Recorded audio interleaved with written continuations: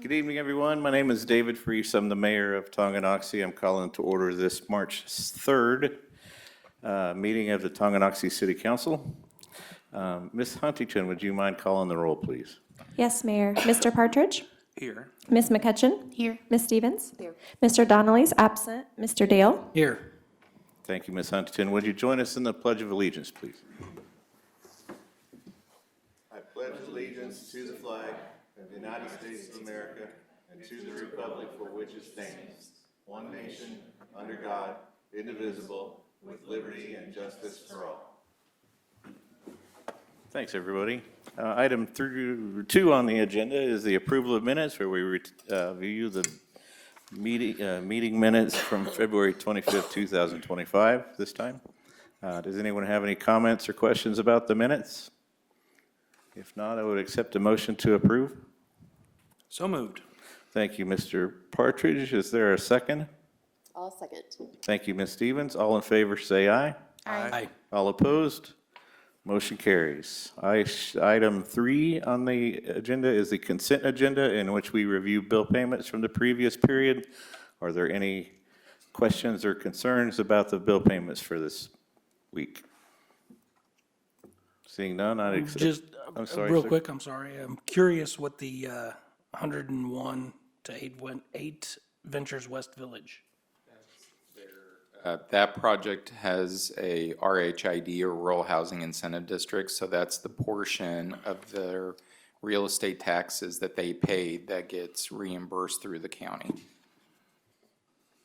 Thank you. Sorry to rush you, Mr. Dale. I apologize. No Are there worries. any other questions or comments? If not, I would accept a motion at this point. So moved. Thank you, Mr. Dale. Is there a second? I'll second. Thank you, Ms. McCutcheon. All in favor, say aye. Aye. All opposed? Motion carries. Item 4 on the agenda is old business. Nothing's listed. Mr. Porter, did anyone sign up to speak tonight? No signups, Mayor. All right, thank you, Mr. Porter. We'll move on to new business, item 5, letter A, resolution 03-2501, consider approval of the 2025 water park resurfacing contract. Mr. Porter. Thank you, Mayor. This item is being brought for you tonight after approval by the City Council of releasing the RFP back on February 3rd of this year. We did have a good bid process, which included outreach from contractors during the RFP period while they evaluated our project, on-site visit opportunities, and like I said, a variety of questions coming in. I'd like to recognize the efforts of Josh Suddeth, our utilities superintendent, who you may or may not know is assigned to supervisory responsibility for the maintenance efforts that happen at the water park. Sometimes they pull in other staff, but he's taking a lead role for several years and done an amazing job of keeping that facility in the tip-top shape that you all know it's in. In looking at this project, we, in the RFP, illustrated 6 criteria that would be used for an evaluated bid process. That's designed to give the City Council flexibility in considering bids, so we don't end up in a case where a bidder puts in an abnormally low bid without the demonstrated capabilities of doing the work or other criteria that we consider important.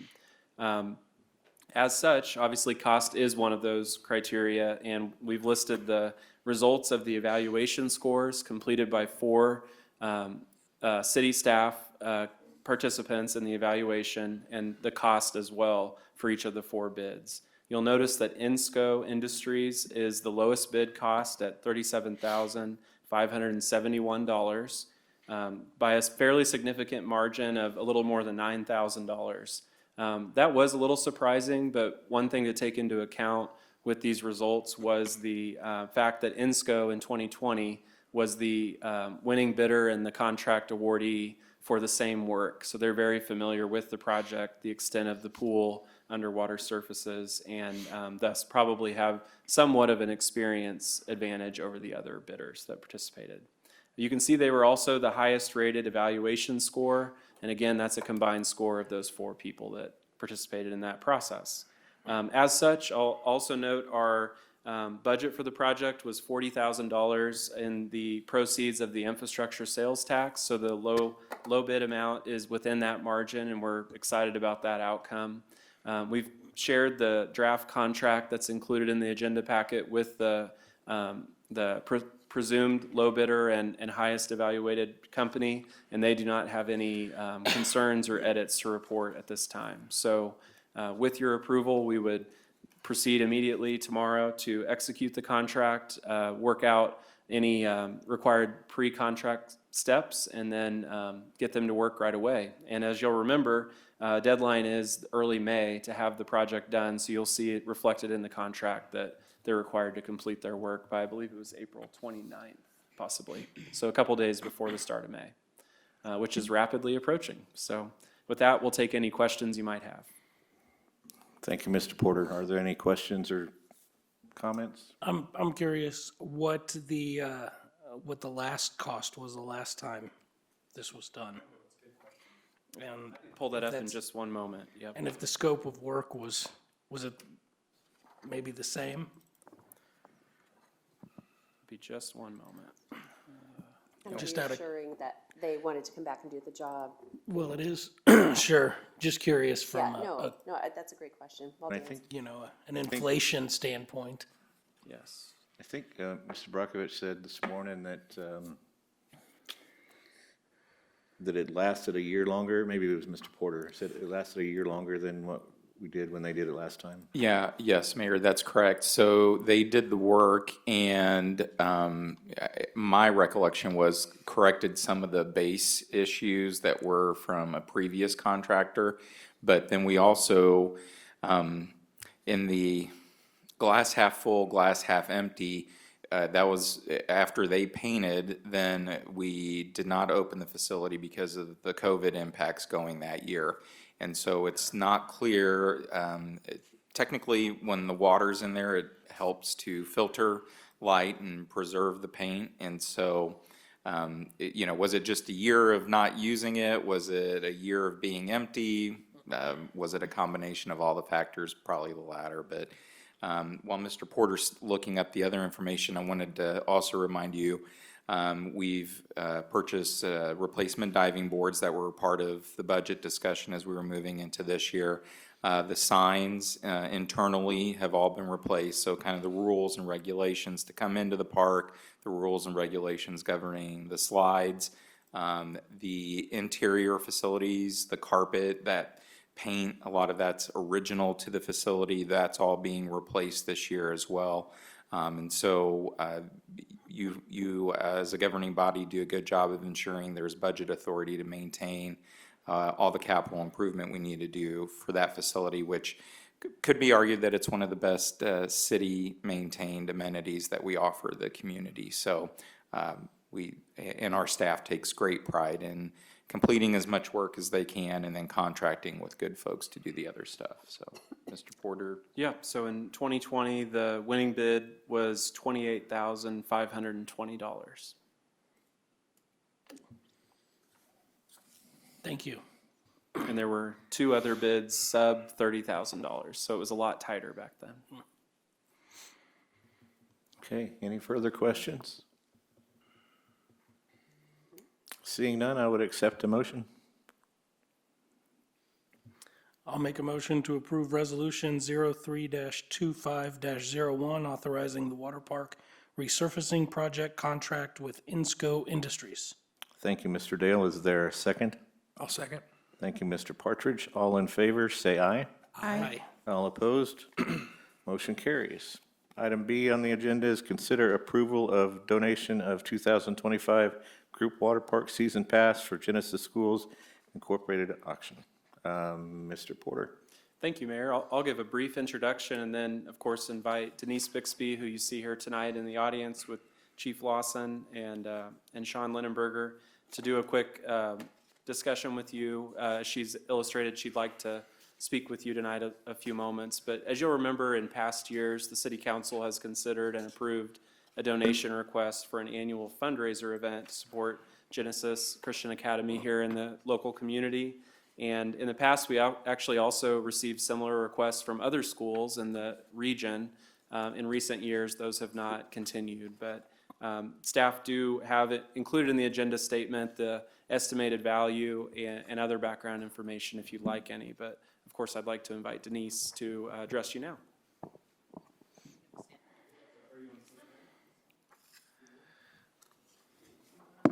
The podium is way up here. So Gonna move that kind of away from me.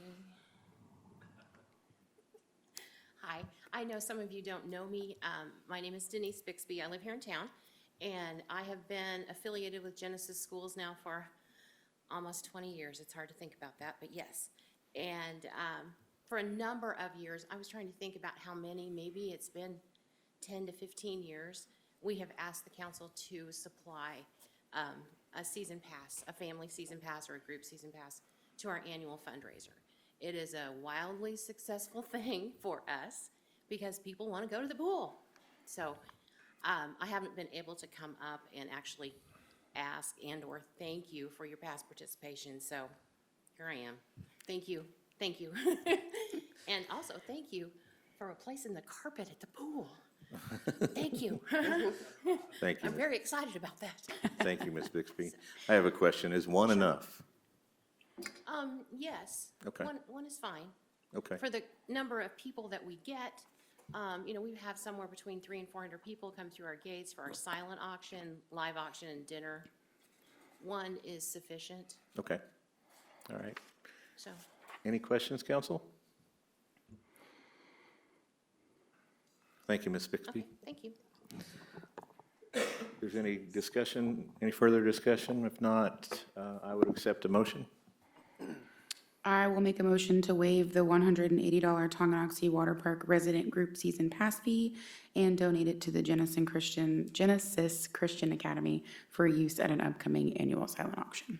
Thank you, Ms. McCutcheon. Is there a second? I'll second. Thank you, Mr. Partridge. All in favor, say aye. Aye. All opposed? Thank you. Thank you, Ms. Bixby, for all you do. I appreciate you. Thank you very much, we appreciate it.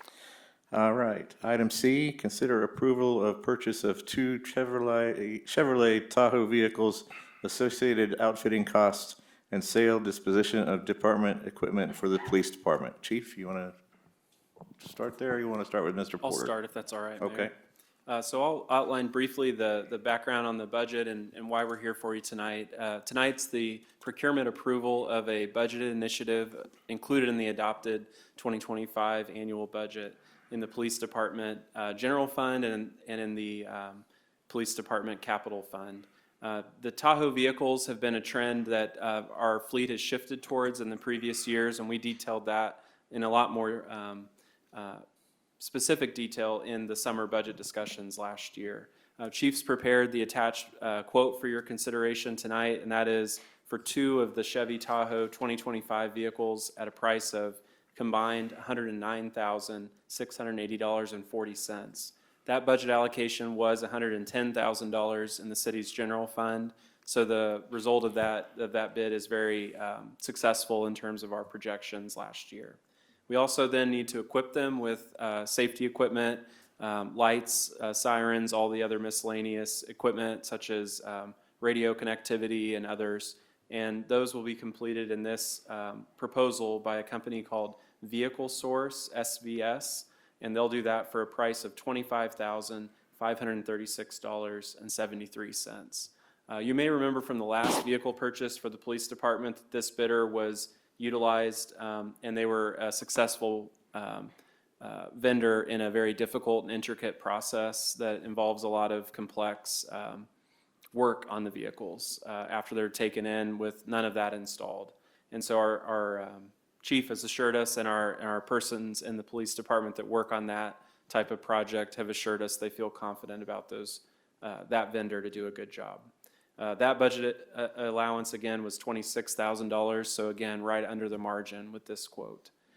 With that, though, with the addition of the two vehicles, which we would do in very short order, we would then like to also ask permission, as per the procurement policy, to dispose of two of the oldest fleet vehicles in the police department, and that includes a 2017 Dodge Charger and a 2018 Ford Explorer.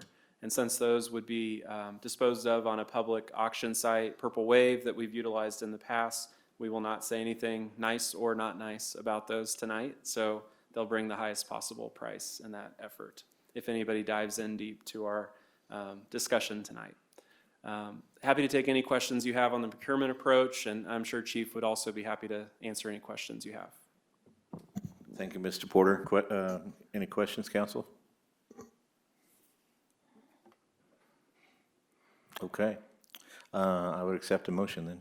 I'll make a combined motion to authorize staff to purchase two 2025 Chevrolet Tahoe vehicles from Robert Chevrolet Automotive in an amount not to exceed $109,680.40 from the general fund, and to authorize staff to proceed with outfitting two 2025 Chevrolet Tahoe vehicles via SVS not to exceed $25,536.73 from the police equipment fund, and to authorize the sale of any used police vehicle, equipment, a 2017 Dodge Charger and a 2018 Ford Explorer on Purple Wave.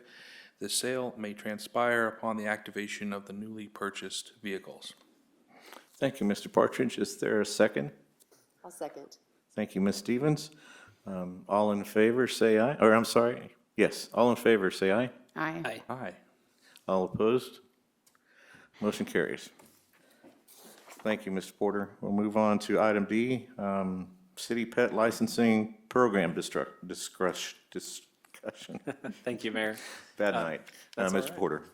So this item is probably a bit of surprise to the city council. It hasn't been a hot topic in the past, but it's being brought forward to you in advance of maybe an additional discussion of actual recommended changes. The city staff have recently undergone an effort to evaluate a comprehensive list of our codes and licensing programs, and you can expect to see other proposals for small or large-scale adjustments to some of those in the future. This one is being brought to you for an initial discussion tonight because of the timing. Pet licenses, if you own pets or know of others who do, are required to be licensed in the city from a period of April to April. So we're rapidly approaching the renewal period for folks that have pets that participate in that program. As you'll see in the references in the agenda statement, the city code does require that dogs and cats be licensed through the city, and we did a little digging into the history of that. That's been in place since at least 1993 and generally the same format, and there were slight shifts made in 2011. So this is a long-standing practice that began many years ago. The reason we're bringing it forward, like I mentioned, was the timing for potential changes, combined with that we've noticed in the metropolitan area, other communities, and those include the cities of Leawood, Shawnee, and Mission, I believe, have all advanced and succeeded in adopting ordinances that either eliminated their city pet license process or radically decreased the administrative burden on applicants and on city staff. The reasons for that vary in some regards, but you'll notice a couple things. Declining participation rates, I think that's a commonality we saw with other communities, combined with the fact that in the event of a animal captured at large or a dog bite or any other sort of circumstance where the police department react and come into an encounter with an animal and or their owners. Old procedure, probably pre-internet, pre-social media, pre a lot of things, were that they contacted City Hall, found where Fido was on the registry, who their owner was, and then either returned them or issued a citation or took whatever action they needed to, including looking at their rabies vaccination status with that licensure. What I think the common theme is with these cities that have eliminated their licensing program is that it's been deemed surplus to what's needed. With the advantage of technology, with more connectivity to local pet vaccination records that are as easy as pulling them up on your phone or calling the vet office, emailing, there's a lot more readily available information than waiting till City Hall opens if they're closed, getting that information, and then making outreach to those people that own those pets. So that's one thing. State law also already requires rabies vaccinations to be performed on these animals in particular. And then also, the other thing that is kind of informational, useful information in this is the license costs. You'll see in our costs, the full cost is $15 unaltered or $10 spayed or neutered. If in the month of renewal, which is April, it's half price. We've also, in the past 8 years, waived the fee or reduced it in support of local microchipping and vaccination clinics. And many of you will remember doing those actions. We included in the agenda statement for you a trend in license activity in which you can see that from our peak near 250 animals, which I think we can all agree is probably less than in reality in the community. We're down now between the 50 and 100 range, and we don't have, I think, a high volume of tickets or issues with unlicensed or unlabeled, for lack of a better term, dogs and cats at large. When those are handled through animal control processes, they're often reunited with their owner at some point in our procedure that you're all aware of. So I guess to sum it up, what we're asking for is your feedback before we go and look at developing a draft amendment to our city code. We're interested in knowing what your thoughts and questions are, and also if you're generally considering your support for something like this. And just to sum up again, staff's opinion on this initially and looking at it, based on the revenue collection levels, which are low, participation levels, which are low, and the value we see for police activity and other community aspects of city records of pet licensing, we don't have any reason not to support an initiative like this to potentially end that program. And I don't know, George, if you have any other comments or... No, I think Mr. Porter did an excellent job of summarizing where we're at today and what we've been looking at over the course of the last few years in particular. I think it's great that Chief is here, in case anyone might have questions about, does this diminish our ability to go address vicious animals that are in the community? And I'm using that as an example because, over the years, it used to be a pit bull ban or a breed ban specifically, and then we changed it to vicious animals, and it doesn't change that. It doesn't change anything about our rules about animals at large or anything like that. But I think it does streamline and maybe eliminate something that served a purpose at one point in time and just doesn't fit into today's operational component. But I think Dan did a great job of putting out all the details. Thanks, gentlemen. Is there any discussion regarding this, council? Seems like it's a redundant process, and with social media and the availability for owners to have that information on their phones a lot of time about their dogs' vaccinations. Seems like it's. There's an entire lost and found pet page. Yeah. Normally, when a dog's running down the street, it's reunited with its owner in 5 minutes, so. Yeah. Seems like it's a good thought to ask, why are we still doing this? And we could be using that staff time probably better. So the consensus would be to go forward? Yep. Looks like it. Mr. Porter, is that good enough? That's great. We'll bring it back to an upcoming agenda before the renewal period. All right, thank you very much. Thank you. Item E is to consider the approval of the police station flooring update expenses. Is this Mr. Porter? I'll start us off, yes. Okay. Chief Lawson also, I know, wants to talk about this one, I'm sure. You'll remember from last summer, again, another initiative was completing flooring replacements and updates in the police station facility, which were definitely in need of attention. We received 3 bids that Chief Lawson has received and verified with each of the 3 listed contractors. In looking at our procurement policy, you'll recall that there is an allowance for consideration of a slightly higher bid up to 3% higher than the lowest price bid for consideration if they're within the city limits first, and then secondarily if they're within Leavenworth County as a second test, I guess, to apply that local preference to our policy. In that, looking at the 3 bids, you'll notice they're all very close. A 3% margin from the lowest cost bid is approximately $196.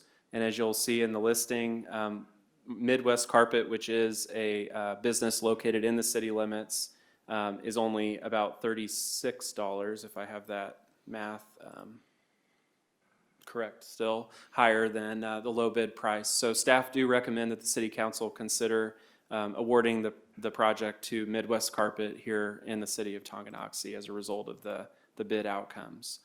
We've included also a note in the action needed motion. The project was budgeted for up to $7,500, and you can see the price is only $6,585. Since we're involving the removal of the existing stairs and some of the trim, we would ask that you approve up to a cost of $7,500 in the event that we uncover remedial work that needs to happen. We've had that occur in the past on building maintenance and remodel efforts, and then had to wait to come back to a council meeting or take other steps to accommodate. So again, with that margin between the low bid or the lowest recommended bid and the budget, we'd like to ask for that higher approval. But happy to take any questions you might have. Questions, council? Sounds good. Seeing none, I would accept a motion. I will make a motion to authorize staff to proceed with repairing and replacing the police department's flooring, utilizing Midwest Carpet for a total project cost not to exceed $7,500. Thank you, Ms. McCutcheon. Is there a second? I'll second. Thank you, Ms. Stevens. All in favor, say aye. Aye. All opposed? Motion carries. Thank you, Mr. Porter. Thank you, Chief Lawson. Item 6, City Manager Agenda. Mr. Brockovich. Thanks, Mayor. No further items tonight. All right. Item 7, the City Attorney Agenda. Do we have anything? No further items. Thank you, Mayor. Okay, thank you. Mayor Pro Tem Agenda. Ms. Stevens, do you have anything? I just wanted to make sure that, I don't think we did this at our last meeting, thanks to our city staff members during the blizzard that happened, the 2 blizzards that happened for making sure that the roads were clear and safe. That was quite a task for our growing city, and we want to just recognize their efforts and thank them. All right, thank you. City Council Agenda. Does anyone have anything from the council?